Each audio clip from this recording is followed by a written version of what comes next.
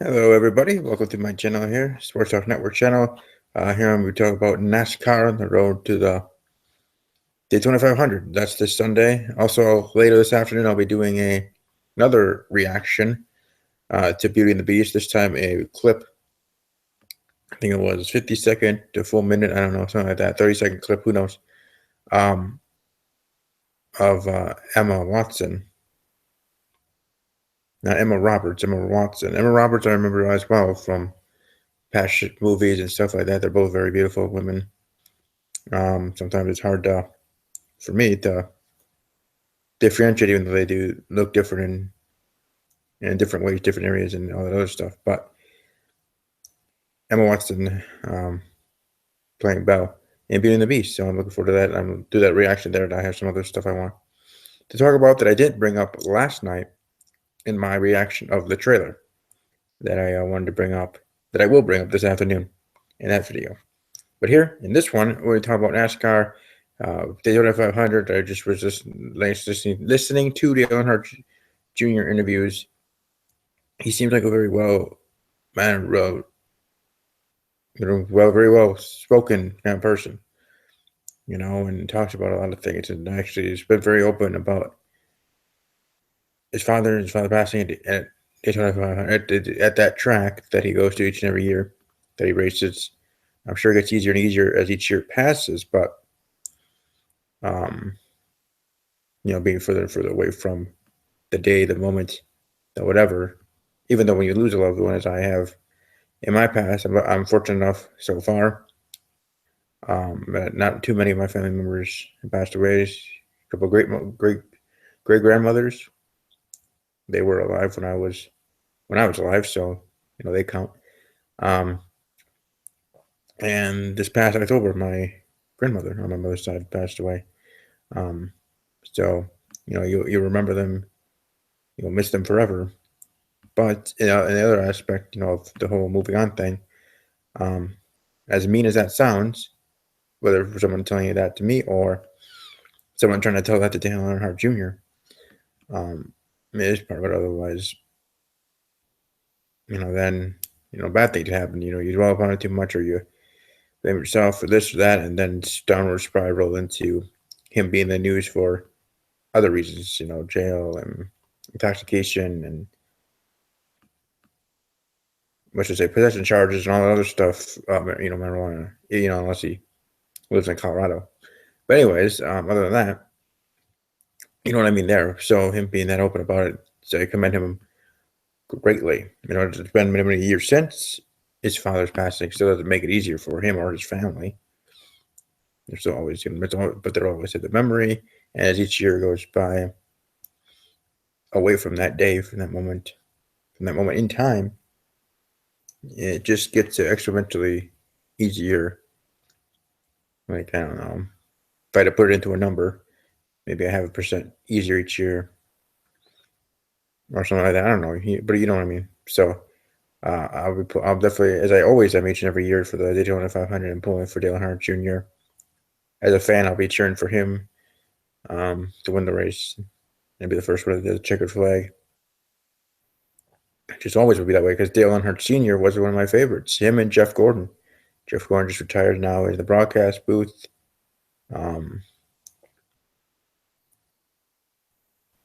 So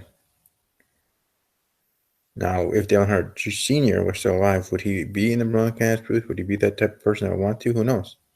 I don't know him personally, obviously. Now, with me having having my podcast, having my channel, I would have loved to interview Dale Earnhardt Sr. because he's one of my favorites. He'd have been like if I was able to interview Brett Favre or The Rock in WWE, The Rock with The Undertaker in WWE. One of my idols in each aspect of each sport. Brett Favre in the NFL, The Rock, Austin, Triple H, and The Undertaker in WWE, and Dale Earnhardt Sr., Jeff Gordon. Also say Ricky Martin, I remember him too. Sterling Marlin.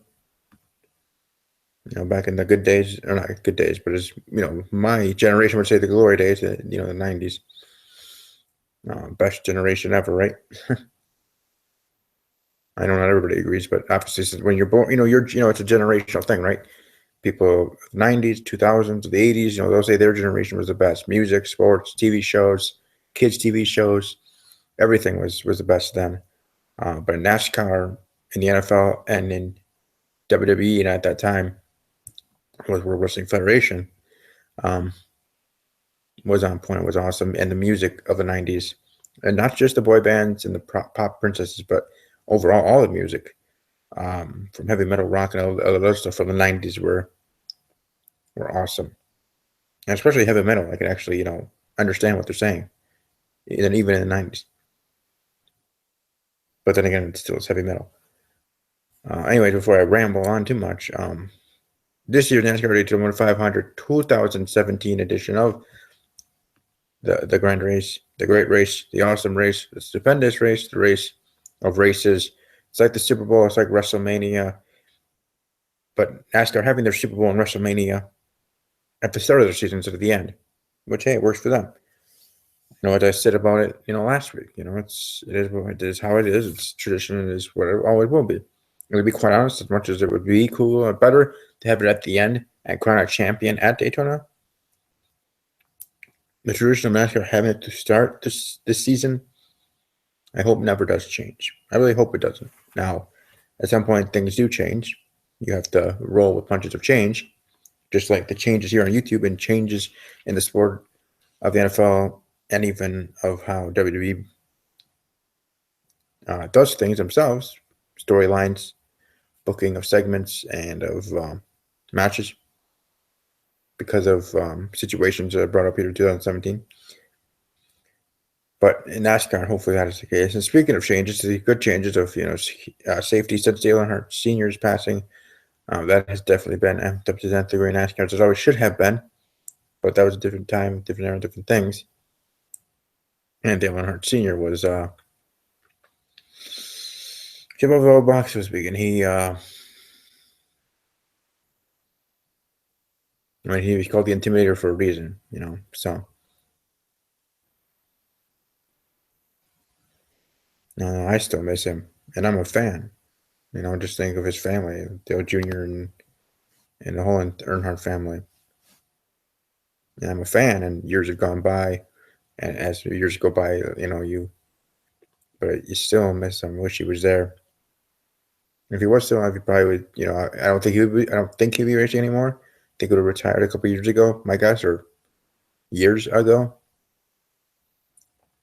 Because it seemed like he was near the end of his career there. That year might have been one of his last Daytona 500 races. Maybe, I don't know. Like I said, I don't know him personally. Only Dale Jr. could speak on that. And if his father would have retired a couple years later and just been there for his son and managing him and stuff like that.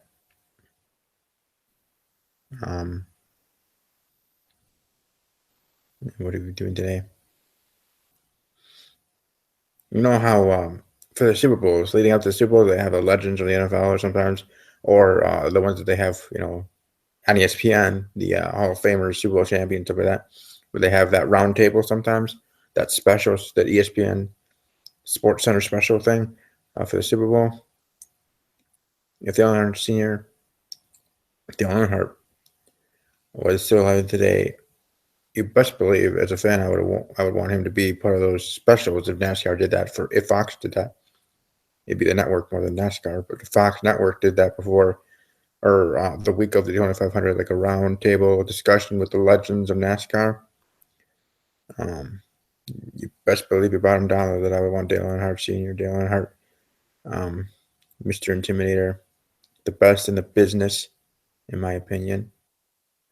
He was the best in the business. Have him part of that.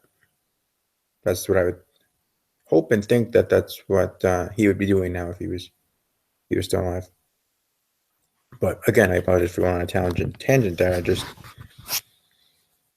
know. As a NASCAR fan, I miss him. If you're a NASCAR fan, if you're a Dale Earnhardt Sr. fan, Dale Earnhardt Jr. fan, let me know. Let me know if you feel the same way or how you feel. So, but as for this race here in 2017 edition of the Daytona 500 is going to be looks really stacked. They had their duels on Saturday, and then they're gonna, they have stuff leading up to this week, and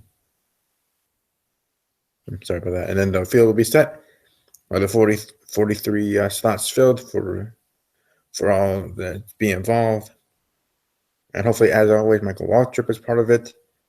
Because again, back to the Dale Earnhardt Jr. thing, every time I see Michael Waltrip there, I cheer for Michael Waltrip and Dale Earnhardt Jr. each and every year as a fan, not as a media member or a podcaster or as a professional that way, but as a fan in my heart. We'll always cheer for one of those two to win the Daytona 500 each and every year. Now, I do have my favorites of this generation, the younger generation, the new era, as WWE puts it, their marketing team put that there for them. But the new era NASCAR and the new era in the NFL, I do have athletes that I do like, and players, racers, and wrestlers of the new era, respectively, that I am a fan of. Michael Del Beckham Jr. in the NFL, Dean Ambrose and Baron Corbin in the WWE, and in NASCAR, there's a couple of them that I have had my eye on the past couple of years. That's for sure. And even one of them, a former Daytona 500 winner. So there you go. But I'm looking forward to it. I'll be watching it, obviously, from bell to bell, from start to finish. First, to the green flag, to the checkered flag. That's me with the flag. I actually do have a signed checkered flag, but again, just on my Beauty and the Beast VHS. I can't even remember what it's called. But just like my Beauty and the Beast VHS DVD that I have in a box somewhere, I have my signed checkered flag from Tomahawk Speedway here in northern Wisconsin. And if just Google it, Tomahawk Speedway, see the language and the awesomeness of that.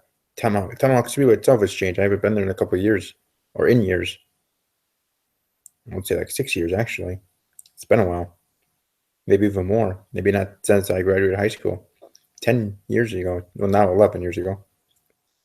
But in 2006. So, but I'm ready for the Daytona 500. I'll be cheering for Earnhardt Jr. and Michael Waltrip to get the W, to get the win, and start off the season, I guess, that way. But thanks everybody that watched live. We'll be watching archive. Like I said, later this afternoon, I'll be doing another reaction to Bell clip. Emma Watson singing there. And I'll be doing that this afternoon, talking about a little bit more about the movie and my excitement level and my hype level and everything for that movie. That's coming out March 17th, which means I have to get on that to try to get tickets to my local movie theaters. You got to have a plan in action. If one is already booked to the gills, then you got to go somewhere else and see if there's room in the end, so to speak, for them. So I'll be probably doing that during my lunchtime here. Before I do that video, and then before I go to work. So, but thanks to all those that are watching live and those that will be watching archive. Have a great day, and I'll see you later in the next video. And as always, take care.